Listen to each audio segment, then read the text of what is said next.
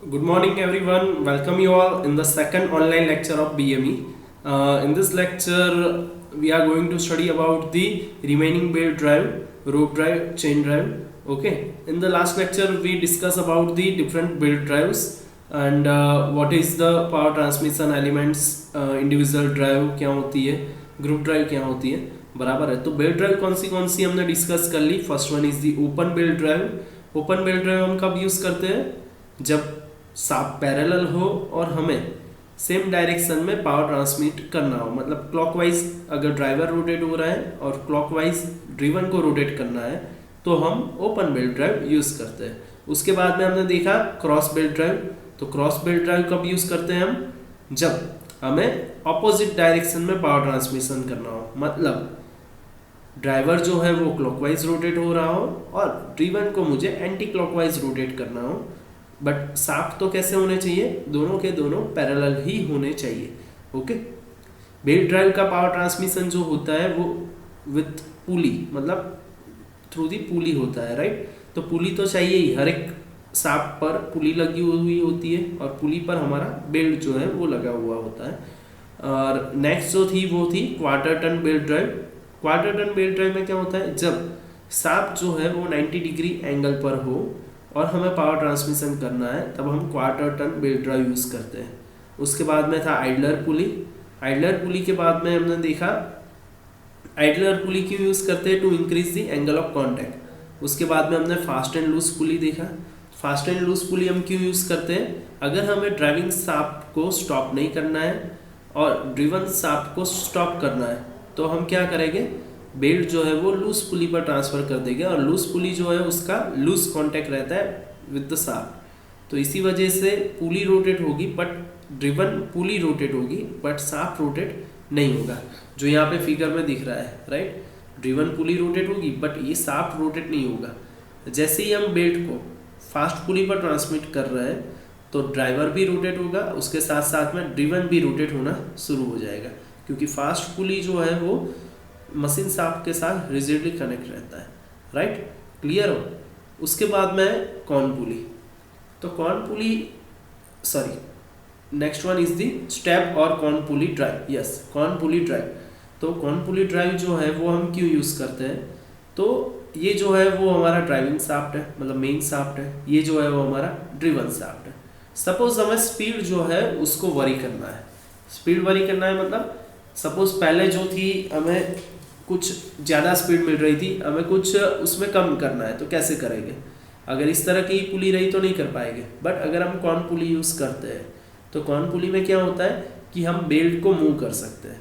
तो अगर यहाँ पे पुली का डायमीटर ज़्यादा है और यहाँ पे पुली का डायमीटर कम है, मतलब क्या हुआ कि इस पुली का डायमीटर ज़्यादा है तो इसका एक रोटेशन होगा, इस पुली का डायमीटर कम है तो शायद इसके रिस्पेक्ट में अगर इसका डायमीटर हाफ है तो अगर ये इसका एक रोटेशन हो रहा है तो इसके कितने रोटेशन हो जाएंगे, 2 रोटेशन. मतलब कुल मिला के अगर यहाँ पुली बड़ी है और यहाँ पे पुली छोटी है तो क्या होगा, पावर ट्रांसमिशन ज़्यादा होगा. मतलब आरपीएम जो है, रोटेशन जो है वो इसका ज़्यादा होगा, राइट. अगर रोटेशन दोनों को सेम रखना है तो दोनों की पुली की साइज कैसी रखनी है, सेम रखनी है. अगर हमें ऐसा चाहिए कि भाई ड्राइवर की स्पीड जो है उससे ड्रिवन की स्पीड मुझे क्या चाहिए, कम चाहिए, तो मैं क्या करूँगा, ड्राइवर की पुली जो है वो छोटी रखूँगा और ड्रिवन की पुली कैसी रखूँगा, बड़ी रखूँगा. क्लियर है. फिर से एक बार रिपीट कर रहा हूँ. अगर ड्राइवर की पुली जो है उसकी साइज कम है, उसकी साइज ज़्यादा है और ड्रिवन शाफ्ट के साथ जो पुली कनेक्ट है उसकी साइज कम है तो आरपीएम आपको ड्रिवन पर ज़्यादा मिलेंगे. अगर दोनों की साइज सेम है तो दोनों के आरपीएम कैसे मिलेंगे, सेम मिलेंगे. अगर ड्राइवर की पुली छोटी है और ड्रिवन की कैसी है, बड़ी पुली है, तो क्या होगा, ड्राइवर 2 रोटेशन करेगा तब ये 1 रोटेशन करेगा. मतलब वो रिस्पेक्ट टू रेशियो जो भी डायमीटर आपने सिलेक्ट किया हुआ है उस हिसाब से आपको स्पीड मिलेगी. डन. तो ये हो गया कॉर्न पुली कि आपको अगर स्पीड वेरिएशन करना है तो आप कॉर्न पुली यूज़ कर सकते हो, बराबर है. अ स्टेप और cone pulley drive use where the different speed are required at driven shaft while driving shaft runs at constant speed. Okay. तो देखो यहाँ पे लिखना बहुत ही कम है बट फिगर अच्छे से ड्रॉ करनी है तभी मार्क्स मिलेंगे. ओके. मतलब समझ में आना चाहिए, पहली बात वो है. दूसरा, आपको एग्ज़ाम में कैसे, मतलब आप कैसे परफॉर्म करोगे। अगर आपने सिर्फ थियरी लिख दी, फिगर नहीं ड्रॉ की है, तो मार्क्स नहीं मिल रहे हैं, बराबर है। भले ही आपने जो भी मैं बोला हुआ हो वही आपने लिखा है, बट आप फिगर ही ड्रॉ नहीं करोगे तो मार्क्स नहीं मिलेंगे। ओके, उसके बाद में कंपाउंड बेल्ट ड्राइव। तो कंपाउंड बेल्ट ड्राइव क्या होती है? कंपाउंड बेल्ट ड्राइव देखो, एक फिगर अच्छे से देख लो आप, इसमें देखो कंपाउंड बेल्ट ड्राइव में क्या होता है कि ये सिंपल बेल्ट ड्राइव है, उसको हमने एक, ये दिख रहा है, ये जो हमारा 1 नंबर का जो शाफ्ट है उसको हमने, सॉरी 1 नंबर की पुली है उसको हमने 2 नंबर की पुली के साथ कनेक्ट कर दिया। अभी 1 नंबर रोटेट होगा, वो ड्राइवर है, बराबर है। किसके लिए? ये 2 नंबर की पुली के लिए 1 नंबर की पुली जो है वो क्या है? ड्राइवर है। अगर 1 नंबर रोटेट कर रहा है तो 2 नंबर की पुली जो है वो भी रोटेट करेगी, राइट। अगर 2 नंबर की पुली रोटेट हो रही है तो उसके साथ कनेक्टेड ये शाफ्ट भी रोटेट होगा।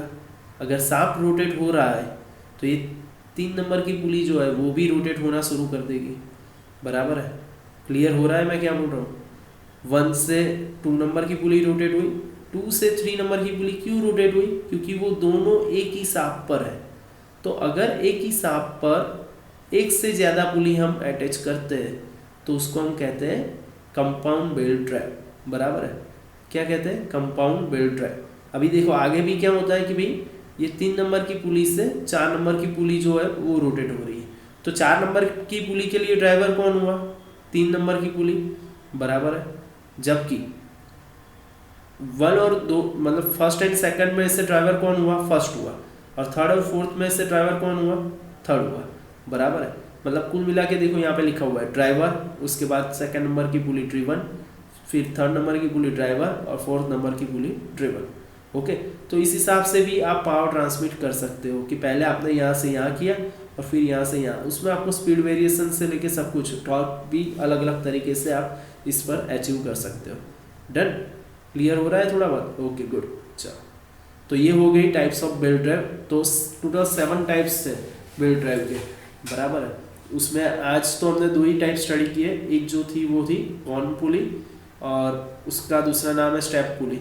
ओके, और last one is the compound belt drive. Okay, a compound belt drive is use when large speed ratio is required. जैसे मैंने बताया कि आपको स्पीड रेशियो चाहिए अलग अलग तरीके से, तो आप कंपाउंड बेल्ट ड्राइव यूज़ कर सकते हो। And there is a large centre distance between 2 shaft. अगर 2 शाफ्ट के बीच में अगर सेंटर डिस्टेंस ज़्यादा है तो अगर आप बेल्ट ड्राइव यूज़ करोगे तो क्या होगा? बेल्ट जो है वो शॉर्ट डिस्टेंस पावर ट्रांसमिशन के लिए यूज़ होता है। मतलब एक रेंज होती है, उससे ज़्यादा पावर ट्रांसमिट, मतलब उसके बीच में डिस्टेंस होगा तो क्या होगा? प्रॉपर पावर ट्रांसमिशन नहीं होगा, बराबर। बेल्ट का खुद का एक वेट रहता है, उसकी वजह से वो क्या हो जाएगा? यहाँ से झुक जाएगा, बराबर। तो पावर ट्रांसमिशन अगर आपको एक मीडियम रेंज में करना है तो आप बेल्ट ड्राइव यूज़ करते हो। बट अगर आपको ऐसा लगता है कि 2 शाफ्ट के बीच में ज़्यादा है डिस्टेंस तो आप कंपाउंड बेल्ट ड्राइव यूज़ कर सकते हो। Okay, done. तो ये हो गई बेल्ट ड्राइव की बात। अभी नेक्स्ट जो है, देखो वो मोस्ट टाइम भी क्वेश्चन था टाइप्स ऑफ बेल्ट ड्राइव। अभी बेल्ट कौन से टाइप के होते हैं? तो एक जो है वो है फ्लैट बेल्ट, कि जो पुली पर इजीली ग्रिप कर जाता है, बट इसमें फ्लैट होने की वजह से स्लिप के चांस ज़्यादा है। स्लिप मतलब क्या होता है वो मैं आपको समझा दूँ। स्लिप क्या होती है? सपोज यहाँ पे ड्राइवर रोटेट हो रहा है, मतलब पुली रोटेट हो रही है, बट पुली को लिए बिना, पुली जो है वो बेल्ट को लिए बिना ही रोटेट कर जाती है, तो उसको हम क्या कहते हैं? स्लिप कहते हैं, बराबर है। पुली रोटेट हो रही है, सांप भी रोटेट हो रहा है, बट उसके साथ बेल्ट रोटेट नहीं हो रहा है, तो उसको हम क्या कहते हैं? स्लिप कहते हैं। अगर चलो ड्राइवर पुली जो है वो रोटेट हो रही है, उसके साथ बेल्ट भी रोटेट हो गया, बट यहाँ पे बेल्ट रोटेट हो रहा है बट उसके साथ ड्रिवन पुली रोटेट नहीं हो रही है, तो उसको भी हम स्लिप ही कहेंगे। ओके, तो इस अगर फ्लैट बेल्ट है तो स्लिप के चांसेस कैसे रहते हैं? ज़्यादा रहते हैं। देखो यहाँ पे लिखा, the flat belt is mostly use in the factory and workshop where moderate amount of power is to be transmitted from one pulley to another pulley when 2 pulley are not more than 8 metre apart. मतलब 2 पुली के बीच का distance 8 metre से ज़्यादा नहीं होना चाहिए, तब flat belt drive हम यूज़ करते हैं। उसके बाद में वी बेल्ट ड्राइव। तो वी बेल्ट ड्राइव में क्या होता है कि पुली के अंदर एक इस तरह से वी ग्रूव दिया हुआ होता है, और ये बेल्ट दिख रहा है आपको, ये वी बेल्ट है, बराबर। पुली के अंदर के ग्रूव के अंदर ये वी बेल्ट जो है वो फिट हो जाता है, बराबर, और उसकी वजह से पावर ट्रांसमिशन इजीली कर सकते हैं हम। V belt is mostly use in factory and workshop where moderate amount of power is to be transmitted from one pulley to another pulley when the two pulleys are very near to each other. अगर दोनों के बीच का distance बहुत ही कम है तो हम V belt drive use करते हैं, बराबर। हमारे एक्टिवा और उसमें वी बेल्ट यूज़ होता है, बराबर। उसके बाद में सर्कुलर रोप, तो ये जो दिख रहा है आपको सर्कुलर रोप, ये बेसिकली टाइमिंग बेल्ट भी कहते हैं। सर्कुलर रोप में क्या होता है, यहाँ पे ये जो है वो सर्कुलर मतलब बेसिक, ये फ्लैट बेल्ट की जगह हम यहाँ पे रख देते हैं एक सर्कुलर बेल्ट, बराबर है। ये जो है वो रेक्टेंगुलर शेप में रहता है इस तरह से, बराबर, वी शेप यहाँ पे दिख रहा है आपको। वैसे यहाँ पे जो है वो सर्कुलर बेल्ट रहता है और उसकी वजह से पावर ट्रांसमिशन होता है, बराबर। बट वो कब यूज़ करते हैं हम, the distance of the two pulleys are more than 8 metre apart. Okay, देखो यहाँ पे लिखा हुआ है रोप, तो रोप क्या होता है वो मैं आपको समझाता हूँ। आपने जेसीबी मशीन देखा होगा, तो जेसीबी मशीन में एक हुक टिंगा हुआ कहीं ना कहीं आपने देखा होगा, राइट। तो वो हुक जो है वो कनेक्ट होता है विद द रोप, बराबर है। तो रोप क्या होता है वो क्लियर हुआ आपको। तो वो रोप जो है उसको भी हम पावर ट्रांसमिशन में यूज करते हैं। It is also one type of belt, okay, उसको हम सर्कुलर बेल्ट भी कहते हैं और रोप भी कहते हैं। उसके बाद में टाइमिंग बेल्ट, तो टाइमिंग बेल्ट में आपको दिख गया कि भाई इस तरह का रेक्टेंगुलर स्लॉट्स रहेंगे। It is the timing belt is the modification of flat belt. Flat belt में क्या हो जाता था, कभी कभी स्लिप के चांस रह जाते थे, इसलिए हमने क्या कर दिया, on the flat belt teeth mounted on under side face, inside जो फेस है उसका वहां पे हमने क्या कर दिया, टीथ माउंट कर दिए। They are made from high quality rubber. Timing belt are use for relative small distance.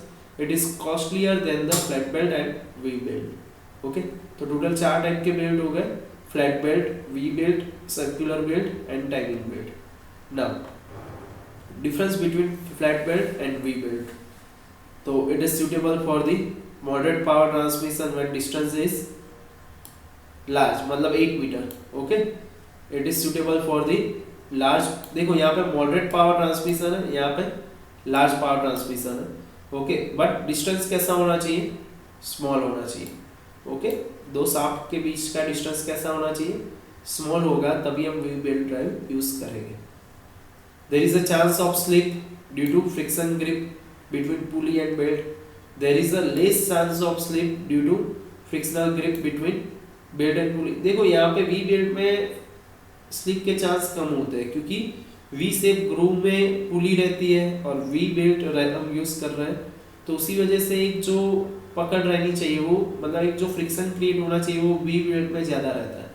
Okay, it requires large space, यहाँ पे due to compactness required less space, हम कम डिस्टेंस में यूज कर रहे हैं तो लेस स्पेस ही चाहिए। ओके, हाई वेलोसिटी रेशियो में नॉट ऑब्टेन, यहाँ पे हम वेलोसिटी रेशियो ज्यादा ऑब्टेन कर सकते हैं। Okay, for same value of coefficient of friction, angle of lift and allowable tension of the power transmission by flat belt drive is less than the V belt drive. देखो ये सब क्या है वो आपको समझ में नहीं आएगा क्योंकि इसके बहुत सारे कैलकुलेशन है, इस पॉइंट को सिर्फ याद रख लो। For same value of coefficient of friction, angle of lift, allowable tension, the power transmission by field drive, मतलब आपको सिंपल इतना लिखना है कि पावर ट्रांसमिशन जो है उसमें कम हो रहा है, इसमें ज़्यादा हो रहा है। For the same design values, power transmission is less than the V-belt drive। Okay, उसके बाद में चेन ड्राइव तो सभी ने देखी ही होगी, बराबर है। तो चेन ड्राइव में एक तो ड्राइविंग स्प्रॉकेट होता है, इसको हम स्प्रॉकेट कहते हैं, ये जो है इसको स्प्रॉकेट कहते हैं। एक ड्राइविंग स्प्रॉकेट होता है, एक ड्रिवन स्प्रॉकेट होता है। ओके, तो ड्राइविंग स्प्रॉकेट और ड्रिवन स्प्रॉकेट जो है वो एक शाफ्ट पर फिट रहते हैं और उनको हम चेन से कनेक्ट कर लेते हैं, राइट। तो ड्राइवर स्प्रॉकेट है, वहाँ पे शाफ्ट लगा हुआ है, उस पर हम क्या कर देते हैं, पैडल फिक्स कर देते हैं, बराबर। फिर हम यहाँ से पैडल घुमाएंगे तो ये ड्राइविंग स्प्रॉकेट घूमेगा। अगर ड्राइविंग स्प्रॉकेट रोटेट हो रहा है तो उसके साथ साथ में ये चेन भी रोटेट होगी। अगर चेन रोटेट हो रही है तो उसके साथ में ड्रिवन स्प्रॉकेट भी रोटेट होगा।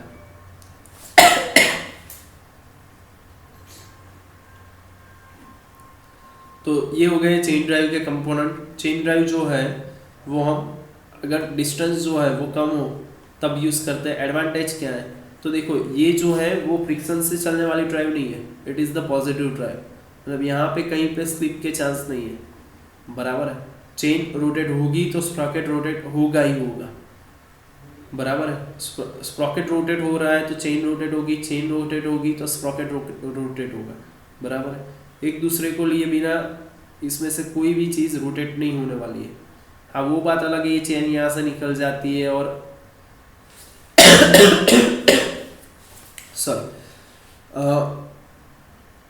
चेन यहाँ से नीचे उतर जाती है और ऐसे ही चलने लगता है व्हील, बराबर, वो बात अलग है। बट स्लिप के चांस यहाँ पे कम है। तो एडवांटेज क्या हुआ है तो it is the positive transmission. Positive transmission मतलब क्या हुआ कि जहाँ पे स्लिप के चांस कम रहते हैं, no chances of slip. Okay, it gives a constant velocity ratio. Velocity ratio भी इसमें क्या रहता है, कांस्टेंट रहता है। एप्लीकेशन आप सभी को पता है, bicycle, motorcycle, agriculture machinery, textile machinery, material handling equipment etcetera. Okay, now types of chain. देखो एक बार सिर्फ देख लेना है कि हॉइस्ट चेन रहती है, कन्वेयर चेन रहती है, पावर ट्रांसमिशन चेन रहती है, बराबर है। हॉइस्ट चेन में भी chain with Oval links, chain with square links यहाँ पे दिखाई है। कन्वेयर लिंक, हॉइस्ट का मतलब क्या होता है भाई, टिंगाना, बराबर है। अगर आपको हॉइस्ट मतलब हॉइस्ट पर्पस से आप यूज़ कर रहे हो तो उसके लिए हॉइस्ट चेन यूज़ होती है। कन्वेयर चेन मतलब क्या होता है, कन्वेयर मतलब क्या होता है कि यहाँ पे ऊपर कुछ आप रख के आगे पास करने वाला है, मतलब कन्वेयर चेन, बराबर। तो उसमें भी डिटेचेबल हुक जॉइंट रहता है। ये जो है वो हुक जॉइंट वाली है, ये क्लोज जॉइंट, मतलब ये ज़्यादातर कुछ इसमें है नहीं ऐसा, बराबर। Power transmission by chain, the chain operate with the maximum speed of 15 metre per second. Okay, तो ये एक इम्पोर्टेंट चीज़ है जो आपको याद रखनी है कि पावर ट्रांसमिशन थ्रू चेन कर रहे हैं तो 15 metre per second maximum power transmit होता है। उसके बाद में क्या होगा, चेन जो है वो स्प्रॉकेट से निकल जाएगी, बराबर है। मतलब ज़्यादातर ऐसा होता है, ज़्यादा स्पीड में वर्क करने जाए या अलाइनमेंट प्रॉपर ना हो तो चेन निकल जाए, बाकी स्लिप के चांस इसमें नहीं है। ओके, फर्दर क्लासिफिकेशन है roller chain, silent chain, bush और ब्लॉक चेन। ये सारी चेन आपने शायद देखी होगी कहीं ना कहीं, ये तो देखी ही होगी रोलर चेन क्योंकि वो साइकिल में यूज़ होती है। ये जो है वो बूस चेन है।